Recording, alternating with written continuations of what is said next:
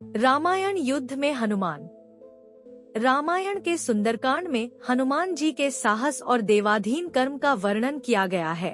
हनुमान जी की भेंट राम जी से उनके वनवास के समय तब हुई जब राम जी अपने भ्राता लक्ष्मण के साथ अपनी पत्नी सीता की खोज कर रहे थे। सीता माता को लंकापति रावण छल से हरण करके ले गया था। सीता जी को खोजते हुए दोनों भ्राता शिमुख पर्वत के समीप पहुंच गए, जहां सुग्रीव अपने अनुयायियों के साथ अपने ज्येष्ठ भ्राता बाली से छिपकर रहते थे। वानरराज बाली ने अपने छोटे भ्राता सुग्रीव को एक गंभीर मिथ्याबोध के चलते अपने साम्राज्य से बाहर निकाल दिया था और वो किसी भी तरह से सुग्रीव के तर्क को सुनने के लिए तैयार नहीं था। साथ ही बाली ने सुग्रीव की पत्नी को भी अपने पास बलपूर्वक रखा हुआ था। राम और लक्ष्मण को आता देख सुग्रीव ने हनुमान को उनका परिचय जानने के लिए भेजा। हनुमान एक ब्राह्मण के वेश में उनके समीप गए। हनुमान के मुख से प्रथम शब्द सुनते ही श्रीराम ने लक्ष्मण से कहा कि कोई भी बिना वेद पुराण को जाने ऐसा नहीं बोल सकता जैसा इस ब्राह्मण ने बोला। राम जी को उस ब्राह्मण के मुख, नेत्र, माथा, भौं या अन्य किसी भी शारीरिक संरचना से कुछ भी मिथ्या प्रतीत नहीं हुआ।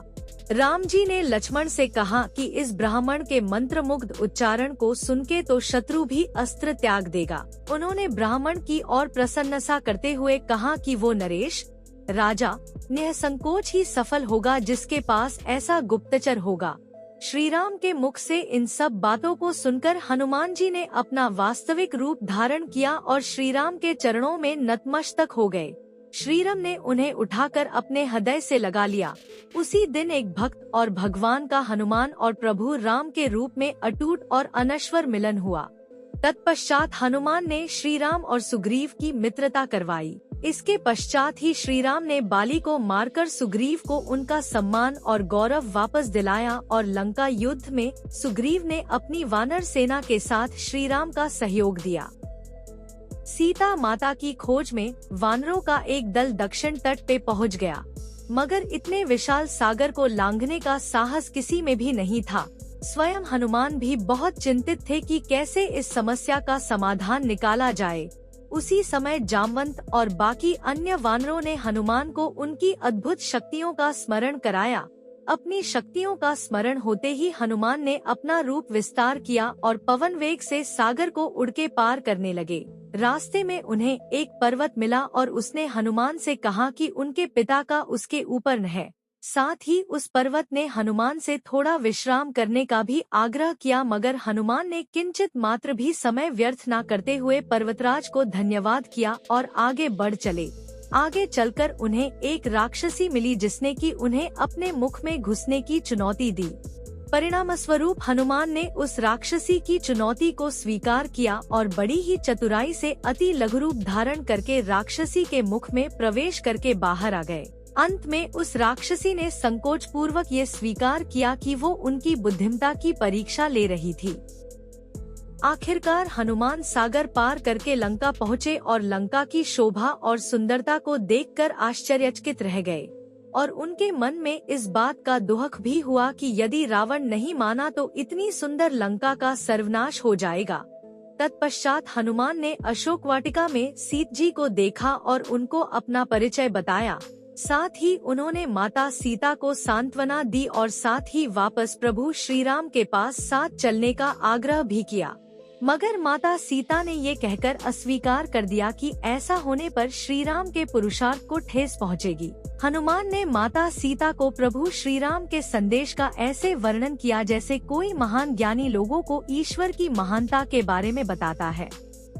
माता सीता से मिलने के पश्चात हनुमान प्रतिशोध लेने के लिए लंका को तहस-नहस करने लगे।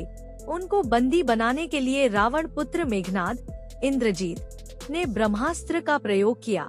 ब्रह्मा जी का सम्मान करते हुए हनुमान ने स्वयं को ब्रह्मास्त्र के बंधन में बंधने दिया। साथ ही उन्होंने विचार किया कि इस अवसर का लाभ उठाकर वो लंका के विख्यात रावण से मिल भी लेंगे और उसकी शक्ति का अनुमान भी लगा लेंगे। इन्हीं सब बातों को सोचकर हनुमान ने स्वयं को रावण के समक्ष बंदी बनकर उपस्थित होने दिया। जब उन्हें रावण के समक्ष लाया गया तो उन्होंने रावण को प्रभु श्री राम का चेतावनी भरा संदेश सुनाया और साथ ही ये भी कहा कि यदि रावण माता सीता को आदरपूर्वक प्रभु श्री राम को लौटा देगा तो प्रभु उसे क्षमा कर देंगे। क्रोध में आकर रावण ने हनुमान को मृत्युदंड देने का आदेश दिया, मगर रावण के छोटे भाई विभीषण ने ये कहकर बीच बचाव किया कि एक दूत को मारना आचार संहिता के विपरीत है। ये सुनकर रावण ने हनुमान की पूंछ में आग लगाने का आदेश दे। जब रावण के सैनिक हनुमान की पूंछ में कपड़ा लपेट रहे थे तब हनुमान ने अपनी पूंछ को खूब लंबा कर लिया और सैनिकों को कुछ समय तक परेशान करने के पश्चात पूंछ में आग लगाने का अवसर दे दिया। पूंछ में आग लगते ही हनुमान ने बंधन मुक्त होकर लंका को जलाना शुरू कर दिया और अंत में पूंछ में लगी आग को समुद्र में बुझाकर वापस प्रभु श्री राम के पास आ गए।